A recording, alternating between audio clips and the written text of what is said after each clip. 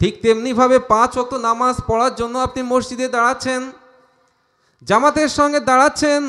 আপনি যখন সুন্নাত নামাজ পড়ছেন, আপনাকে যদি বলা হয় সূরা ফাতিহাটা তিলাওয়াত করতে আপনি পারছেন না, হে যুবক ভাইরা, একটা সরল অঙ্ক করতে গেলে আল্লাহু আকবার 1 পৃষ্ঠা 2 পৃষ্ঠা 3 পৃষ্ঠাও লেগে যায়।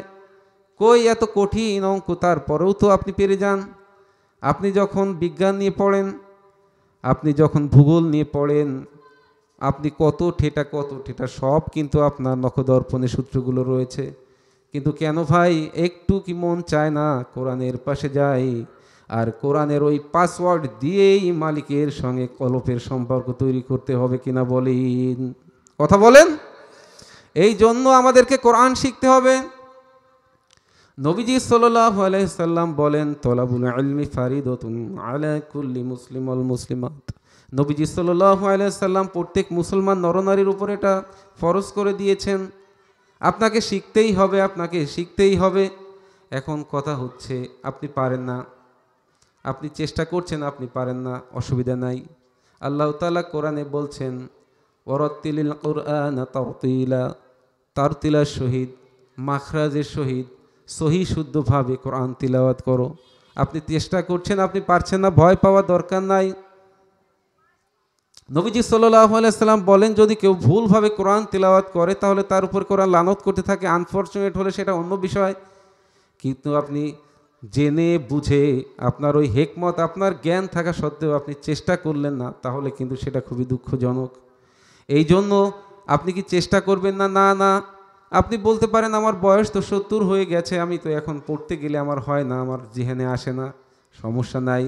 আপনি প্রতিদিন যদি ইমাম সাহেবের পাশে যদি আপনি 10 মিনিট করে সময় দেন আর চেষ্টা করতে থাকেন, শুনে নেন, এই তলাবুল ইলম হওয়ার জন্য আপনি যতবার ভুল করবেন, ওই ভুলকে আল্লাহ তাআলা বরং ডাবল সওয়াব দান করবেন। সবাই বলি সুবহানাল্লাহ।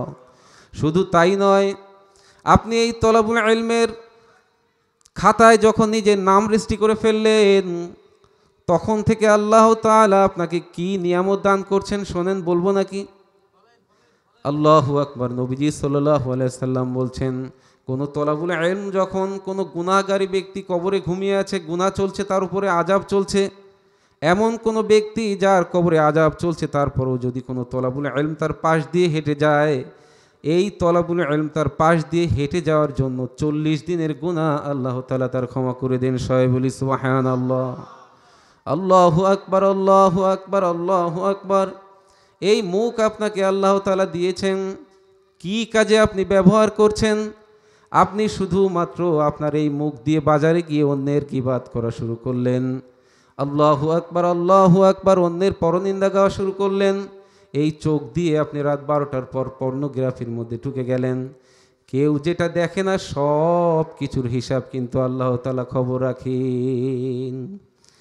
فكان عاقبتهما أنهما في النار خالدين فيها وذلك আল্লাহ তাআলা বিআহকামিল হাকিমিন, সমস্ত কিছুর মালিক যিনি, সমস্ত কিছুর বিচারক যিনি, আল্লাহ তাআলা সব কিছুর খবর রাখেন। সেটা হোক আপনার অন্তরালে কি হচ্ছে, আপনার বাহ্যিকে কি হচ্ছে, প্রতিটি বিষয়ের যিনি খবর রাখেন, সেই মালিক কিন্তু আপনার প্রতিটা জিনিস কিন্তু হিসাব করে রাখছেন। কথা ঠিক কিনা বলেন?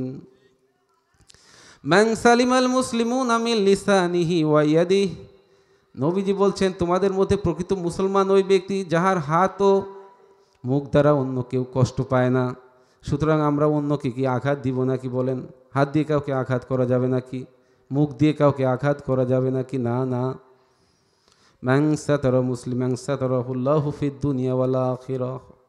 আপনাকে মানুষের কোনো গোপন বিষয় শুধু কেন আর এক জায়গায় বলার দরকার নাই। আল্লাহ তাআলা বলেন, হাদিসে নবীজি বলেছেন, যে ব্যক্তি কোনো মুসলমানের দোষ গোপন রাখলো, আল্লাহ তাআলা তারও দোষ গোপন রাখবে।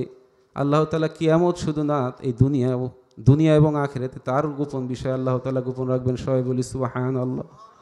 এই জন্য প্রকৃত অর্থে আমাদের নিয়াতটাকে খালেস করতে হবে, মসজিদমুখী বানাইতে হবে, মাদ্রাসামুখী বানাইতে হবে, আলেম ওলামামুখী হইতে হবে, কোরআন সুন্নাহ অনুযায়ী জীবন পরিচালনা করা দরকার।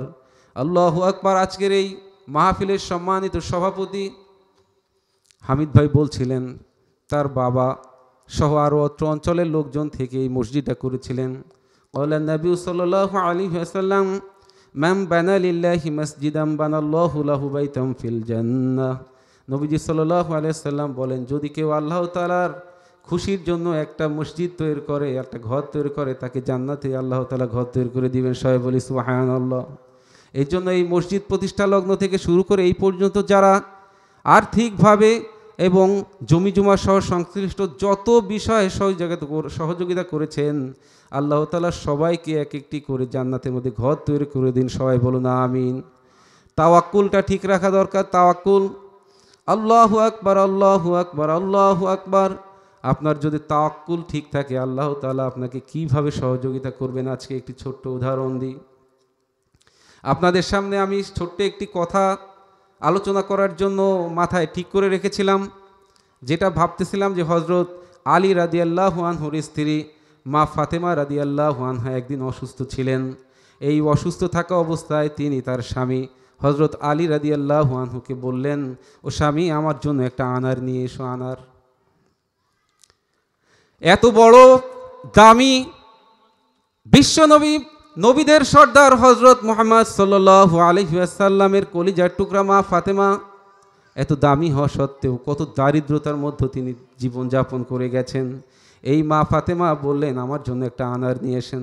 বাজারে গেলেন, হজরত আলী রাদিয়াল্লাহু আনহু একটা আনার কিনলেন। আর্থিকভাবে তিনি তত স্বাবলম্বী ছিলেন না। ওই একটা আনার নিয়ে যখন যাচ্ছিলেন, তখন প্রতিমধ্যে এক অসহায় ভিক্ষুক, তিনি কিন্তু বললেন, আমি আনার খেতে চাই। কি আর করা, হজরত আলী রাদিয়াল্লাহু আনহু বললেন, তাহলে এখান থেকে অর্ধেক খাওয়ার অর্ধেক আমাকে দাও। ওই আনার অর্ধেক খাওয়ার পর ওই ভিক্ষুক ব্যক্তি বললেন, আনার তো খুব ভালো লেগেছে, আমি আরও খেতে চাই। কি আর করা, হজরত আলী রাদিয়াল্লাহু আনহু পরিপূর্ণভাবে তাকে আনারটা দিয়ে দিলেন। সে কিন্তু সুন্দরভাবে খেয়ে নিল। এখন তো তিনি মুসিবতে পড়লেন, কিন্তু টেনশন নাই, আল্লাহ তাআলা যেভাবে চেয়েছেন সেভাবেই হলো।